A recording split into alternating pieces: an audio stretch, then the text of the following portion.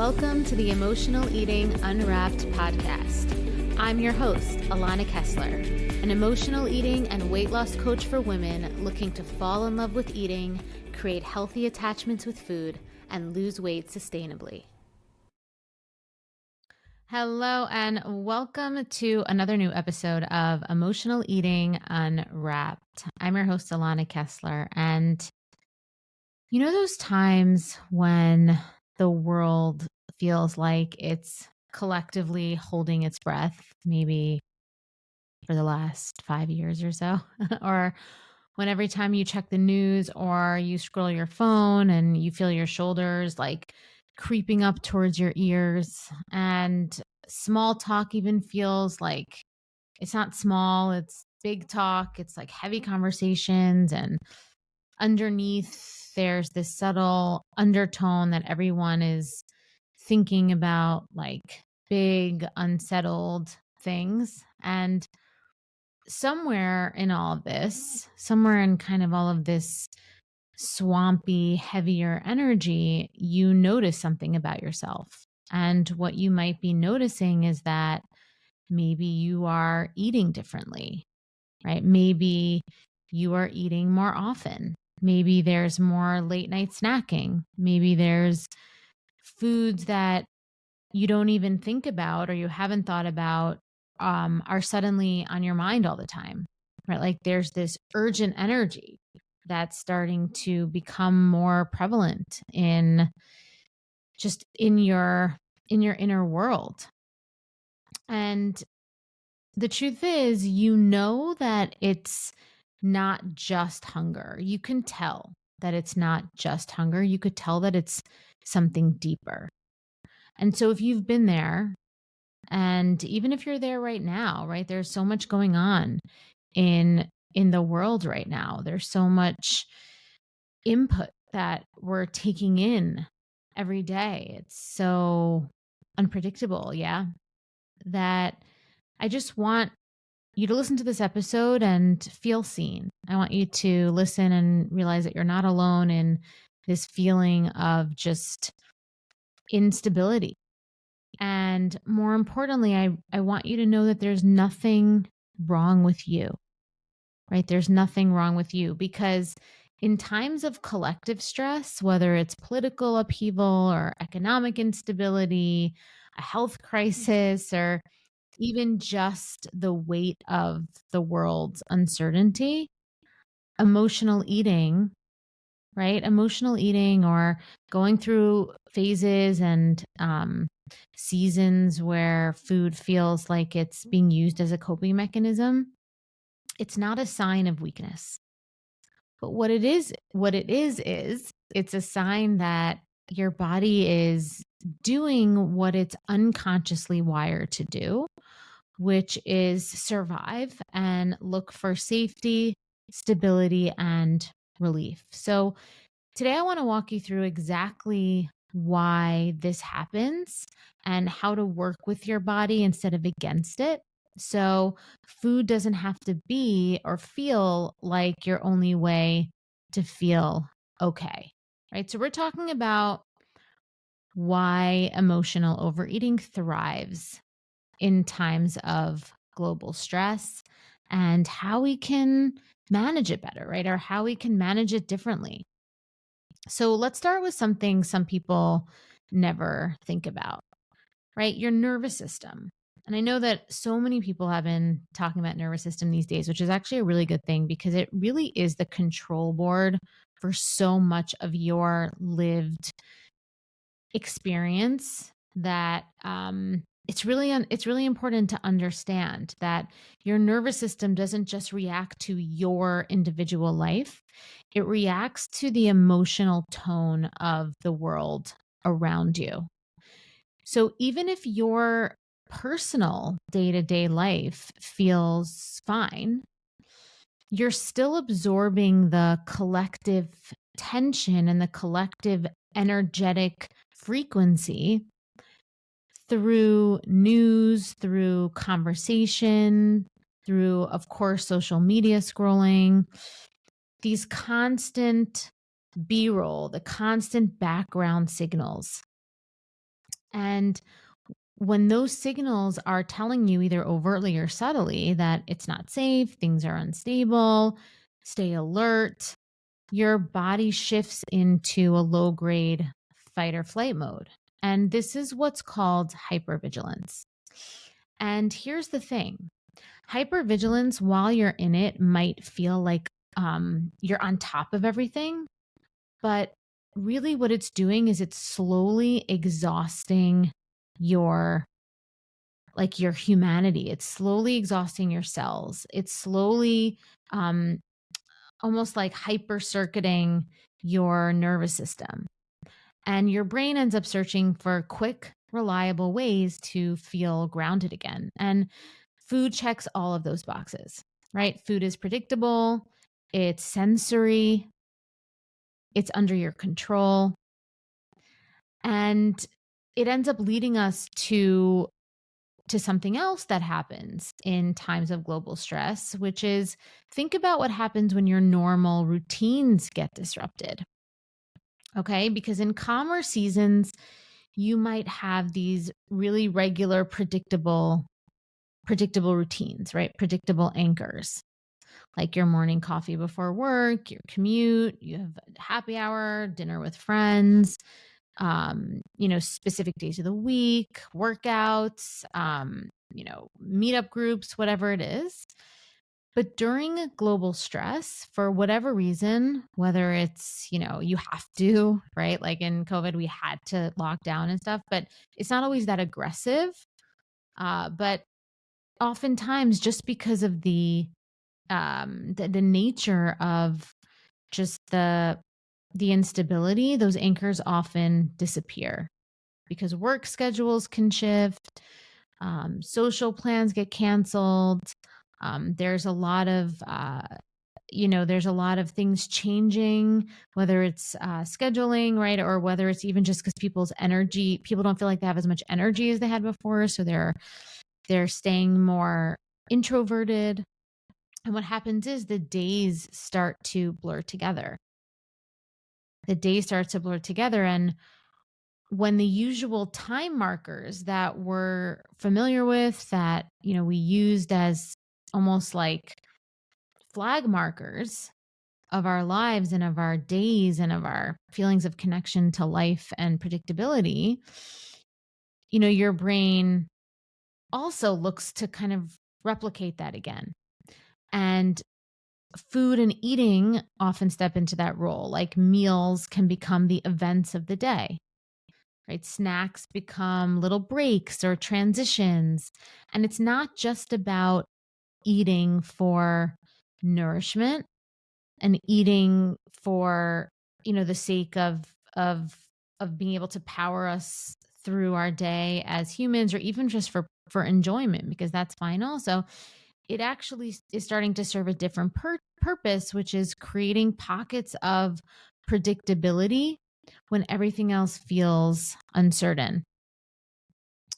And when food becomes your anchor, it's easy to slip into the I deserve this loop. Okay. And so what is the I deserve this loop? And the I deserve this loop is when days start to feel heavy or intense, there's a little voice that goes off in your head that can say, I'm going through so much. There's so much going on. Everything feels so like a lot. I deserve this. And normally what our bodies are really saying is, I deserve relaxation, I deserve relief, I deserve to feel anchored and grounded and calm. And that's the truth, right? You do deserve comfortability. The problem is when food is the only comfort that you go to, it's your only resource that you go to get comfort, whether it's because it's the quickest thing, or it's become something that feels a little bit more like a compulsive addictive thing. It becomes a problem because food doesn't give us any kind of long-term support, right? Food really ends up working like a short term loan, actually, where you feel better for a moment, but the underlying stress is still there, right? Truly. Because I know this too. It's like really only the first and second bite of food when you're trying to use it for relaxation or comfort is good, right? After that, it's kind of like diminishing returns. And whatever we felt before we turned to the food is still there. And now what's layered on top of that is guilt, perhaps, a feeling of judging ourselves or bullying ourselves, negative self talk. And, it ends up being kind of like an icky feeling. And sometimes the reason that the loop even happens to begin with, it's not even just about you, but it becomes kind of this communal thing with the people around you, because we don't, like, during times of global stress, we don't just cope in isolation, right? So the loop isn't even something that, it's just like we said earlier, it's not just about you, it's about the environment around you. And it might not even be just your immediate environment. Because think about it. During the pandemic, for example, you couldn't open up social media app without seeing banana bread, sourdough, quarantine snacks, right? So it's like we are wired to mirror what we see. And so when the whole world is collectively leaning on food for comfort, it stops feeling like an individual thing and it starts feeling like a shared ritual. So it stops, it really does. It stops it, and that kind of makes it easier to have it go on for as long as it does and not realize that it's a problem. Because a shared ritual makes it harder to notice when something shifts from occasional comfort to constant reliance, right? And that's something really, really, really important. I remember what it felt like to be stuck in the cycle of emotional eating. I tried every diet out there, counting, tracking, restricting, but nothing ever worked. Food controlled my life, my thoughts, and I constantly felt guilty after eating. But once I learned how to heal the emotional triggers behind my eating and trust my body, everything changed. I stopped obsessing over food, the weight started coming off naturally, and I found real freedom in how I ate and lived. So, I created the Sober Eating year-long mentorship to help other women experience the same transformation. So you can stop battling with food, you can lose weight without deprivation, and you can feel confident in your body again. In this mentorship, you'll have access to my proven nervous system rewiring method. You'll have access to live coaching with me, weekly accountability, and a community of women who truly understand your journey. You'll also have free access to my signature programs, the Emotional Eating Solution and Decoding Permanent Weight Loss, valued at $2,000. Click the link in the show notes to explore the mentorship today. You don't have to do this alone. I'll be right there with you every step of the way. And it brings me to something that I see all the time in the mentorship with the women I work with, because when the big picture feels out of your hands, and the big picture can be, there's some universal big picture things, but there are some, big picture things that are more, that feel more pertinent to you as an individual. Right. So whether it's politics or the economy, the state of the planet, your brain searches for smaller areas where you can feel in charge. And because like the brain hates nothing more than feeling out of control. Right? Until we train it and rewire it to allow allow a feeling of discomfort, to train it where, and to train our brains and our nervous system to where actually letting go is a default mechanism that feels self-serving and supportive. That rewiring is a training that takes time. But when we are in that search for control, food is one of the arenas, right? Where we kind of go to execute control, right? For some people, that looks like tightening the reins with rigid rules, right? That's control. But for others, it's quite the opposite, right? It's intentionally breaking all the rules as a way to push back. And for some, it's both, right? And from a lot of the women I work with, it's both, right? It's a consistent cycle of, emotional overeating, then getting tired of our own bullshit. So we just kind of like go with the rigid rules, and that's good for a couple of weeks or months or something. And then, like we said, the global crisis or something triggers us, and we're back.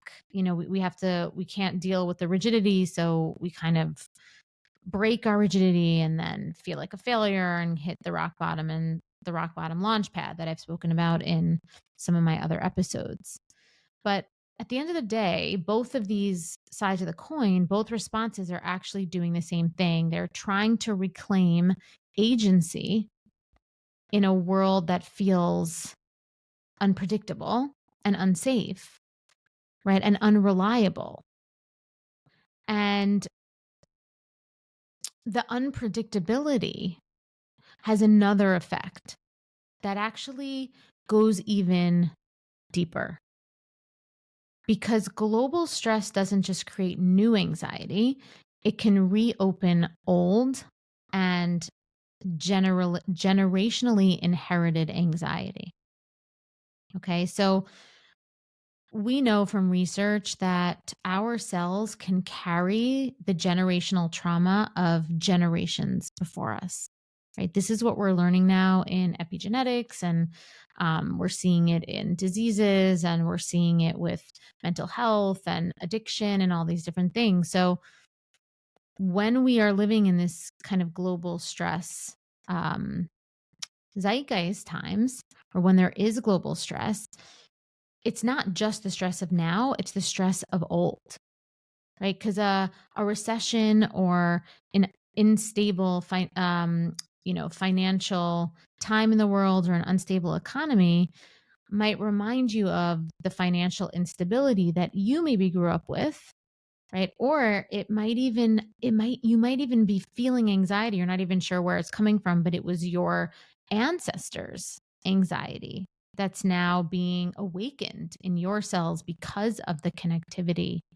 and, the epigenetics of, what we're now understanding, that there are brains in our cells that carry old wounds, right? A public health crisis might bring back memories of a time, where you felt isolated or powerless. I know so many people that, public health crisis where we're forced to, isolate ourselves, or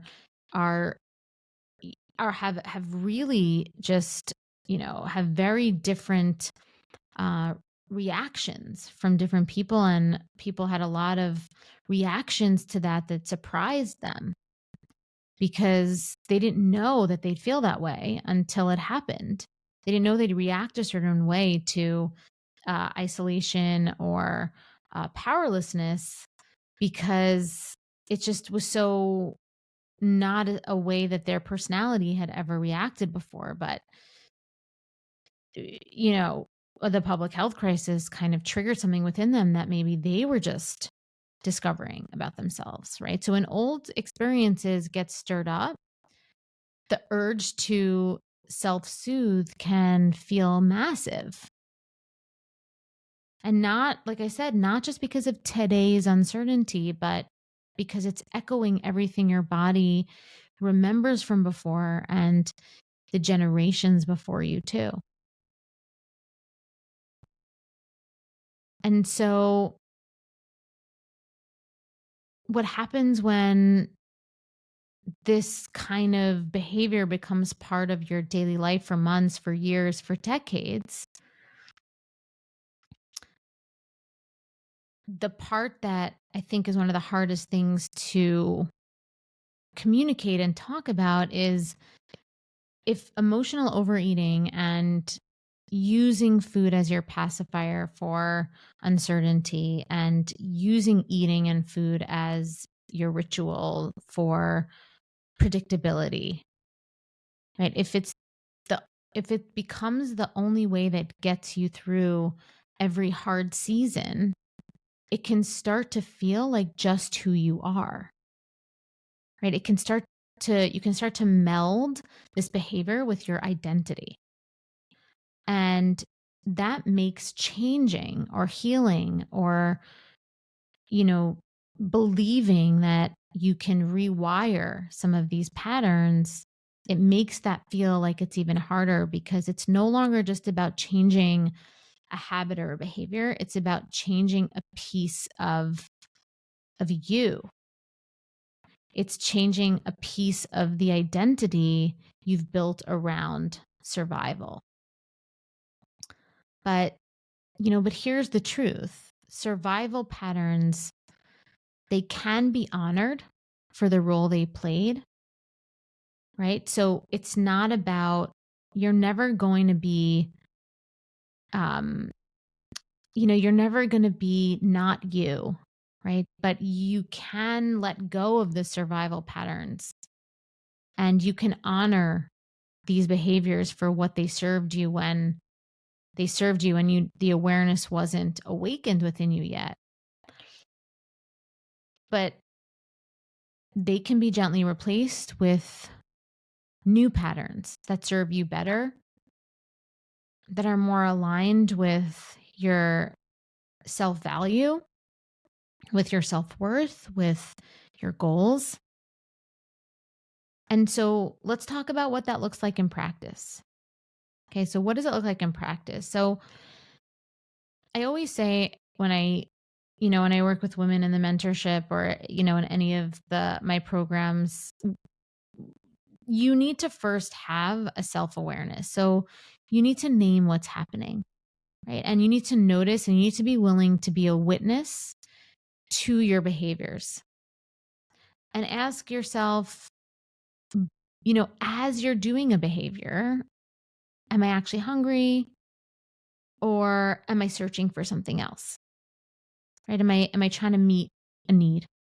Right? Am I trying to feel grounded, anchored? Am I trying to distract? Right? And then you can experiment with other ways to meet the need, because once you name what's really happening, there's a certain feeling of empowerment and belief that you could find a solution for yourself once you actually know what you're trying to solve for. So when you name what's happening, right, you now know what you need to solve for and you can experiment with other ways. Right. So examples, and my recommendation is always to find your own things, because I'm going to give examples here. But everybody has their own, really has their own unique thing. So I always say experiment with that. But you can, you could do breath work or, some nervous system regulation, some tapping, right? You could do movement that feels supported. Non-food rituals that give you the same type of predictability. I just came off of a call today with the women in the mentorship. We actually had our bi-monthly coaching call today. And one of the women in the mentorship actually drinks a lot of tea. And she was feeling like that was a problem. And, it was interesting because we had a whole conversation and I said, well, why do you think that that's a problem to be drinking a lot of tea? And I think she felt like because she's healing her compulsive relationship with eating, using eating as a coping mechanism, or using eating and compulsive eating, um, in this non self-serving way. Now that she's not doing that anymore, but she's drinking a lot of tea, which she feels like she's doing instead of that was a problem. And I was saying to her, like, that's not such a problem. It's not a problem to want to soothe yourself with something, right? But what you don't want is for it to be self-harming or out of alignment with your self-worth and self-value and make you feel bad about yourself. So non-food rituals, right? That includes a cup of tea. That includes maybe, drink, water or sparkling water or something, or a mid-morning walk. You know, who knows, right? You want to think of something that is your own. And third, you want to treat yourself with compassion in the process. Because if food has been your pacifier, your source of grounding, your anchor through global stress, right? Like through these big, huge shifts while you are getting inputs from places that you might not even be opening up your antenna for, right? On purpose, potentially. That means that you've been trying to be resourceful, right? You had turned the light on for the survival mode to go on, and your body was just doing what it could to keep you afloat. It wanted you to feel better. And all you're doing now is you're not necessarily, like disconnecting yourself from that, but you're just bringing awareness to it, recognizing the motivations around it, and you're adding more anchors to the boat. And something I always say is healing from emotional overeating is never not emotional eating, right? It's okay if like occasionally you're not hungry and you find yourself like, going and having something to soothe yourself. You just want to be able to have awareness around it and be conscious and intentional and in your power when you do it, so that you don't, you're not coming from a place of numbing out or compulsiveness where there's no pause, it feels really out of, completely unintentional and out of control, right? And you find yourself a victim of your behavior. You never want to feel that way. So really the tool is awareness and discernment, and being able to say to yourself, like, yep, I did this, it's fine, but it's enough, right? And so occasionally, if food is something that you turn to, make sure you do it responsibly, and you have your ways of doing it where you can leave the situation of turning to food as more of a, as more of an anchor, and you don't walk away feeling bad about yourself. That's the goal. But you also want to have more anchors, like I said, in the boat with you, so that it's not always food. Right? That shouldn't be it, because if it's always food, you're putting yourself in a position to to set yourself up. And like I said before, create an identity around around this, which isn't what we want to do. So if you're listening to this and you're thinking, yes, this is me, this is what I do, and the world has, created my nervous system dysregulation, I've been turning to food in a compulsive or numbing out way more than I've ever had before, or this has been going on for a while, I want you to remember that you're not weak, right? You're not broken, right? You're just living in a crazy time. Like, this is the truth. And while food may have been a refuge, It doesn't have to be your only refuge. It doesn't have to be your only refuge. Right? You can build other wells, other resources that you can go to, that you can plug into, other outlets that you can plug into and get energy and get groundedness and get soothing and get comfort. Okay?